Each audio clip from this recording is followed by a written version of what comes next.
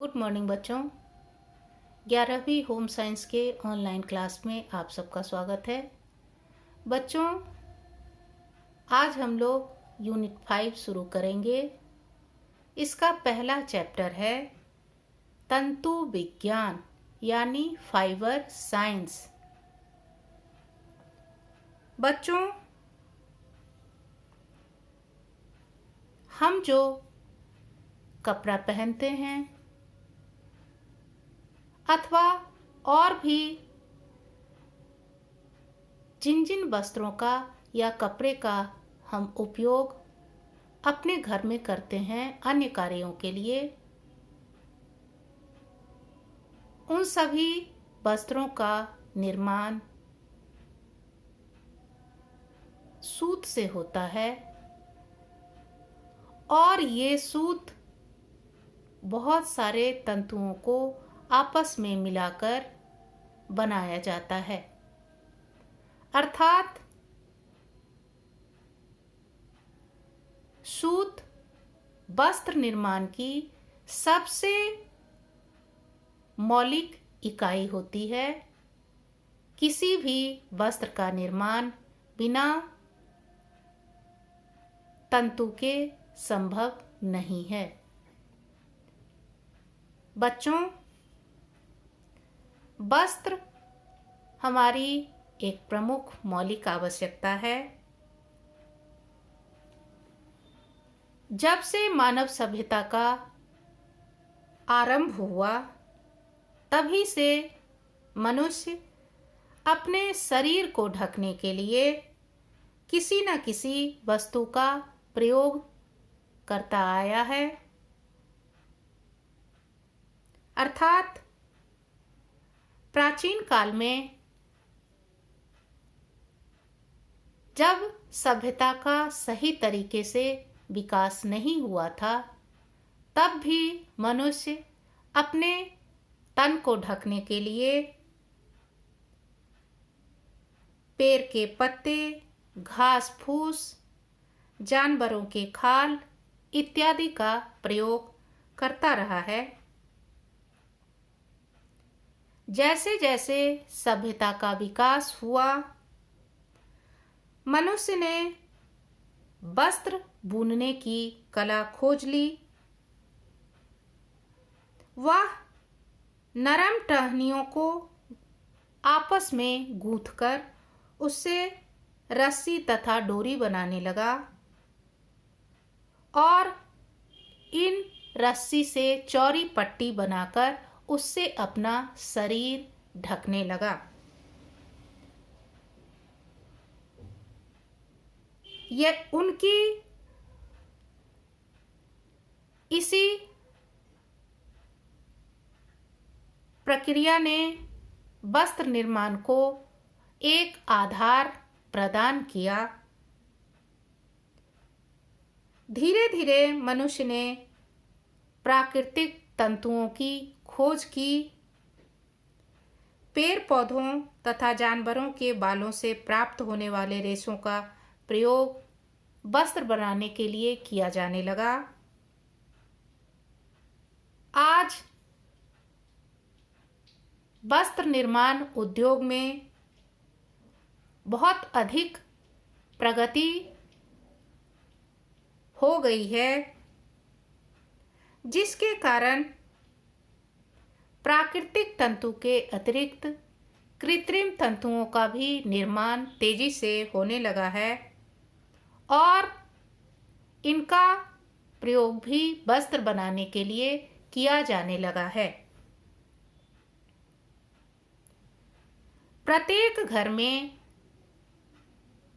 वस्त्र का उपयोग न सिर्फ पहनने के लिए किया जाता है, बल्कि इसके अतिरिक्त भी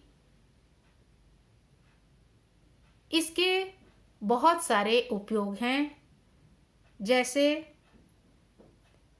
चादर, सोफा कवर, पर्दा, दरी, तौलिया इत्यादि। घर की सफाई तथा सजावट में भी वस्त्रों का उपयोग किया जाता है। इसके अतिरिक्त विभिन्न उद्योग में भी वस्त्रों का प्रयोग होता है। पैरासूट, टायर, फर्श, बेल्ट इत्यादि बनाने के लिए भी वस्त्र का उपयोग किया जाता है।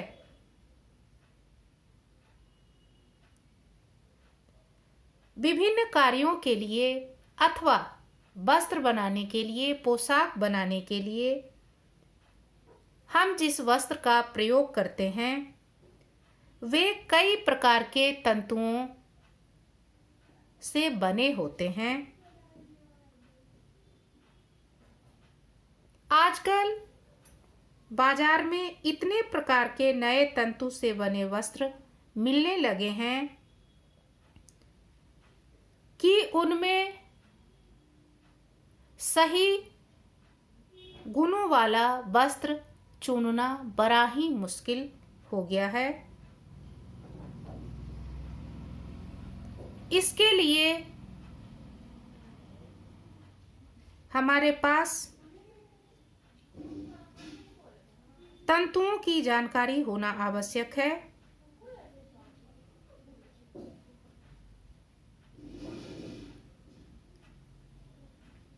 अर्थात यहाँ सबसे पहले प्रश्न यह उठता है कि तंतु वास्तव में है क्या, या हम यह कह सकते हैं कि तंतु की परिभाषा क्या है। वस्त्र निर्माण की सबसे छोटी इकाई को तंतु या रेशा कहते हैं। एक बार फिर से, वस्त्र निर्माण की सबसे छोटी इकाई को तंतु या रेशा कहते हैं। इन तंतुओं को आपस में मिलाकर धागा यानी यार्न बनाया जाता है और इसी धागे से कपड़ा बुना जाता है। कपड़े से फिर पहनने योग्य वस्त्र तैयार किए जाते हैं। अर्थात हम ऐसा भी कह सकते हैं, पहले तंतु, फिर धागा, फिर कपड़ा और अंत में वस्त्र।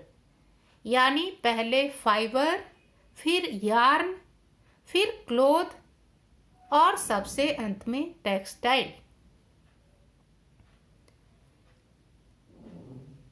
इसके बाद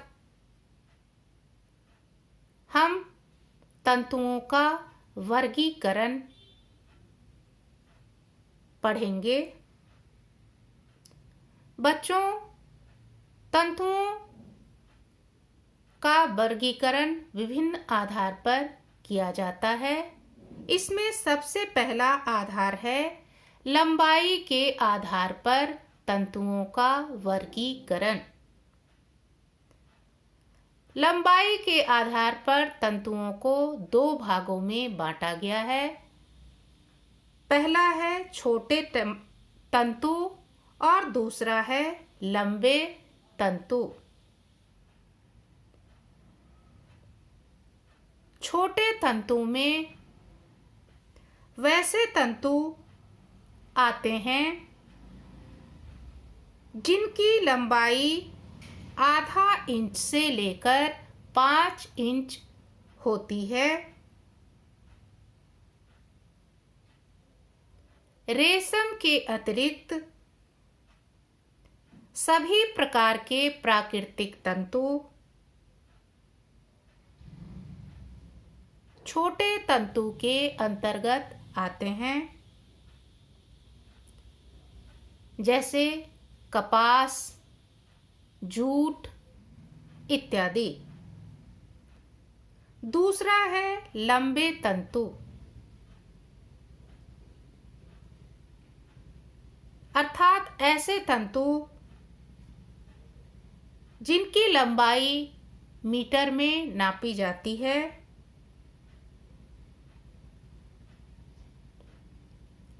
या जिनकी लंबाई की कोई सीमा नहीं होती है।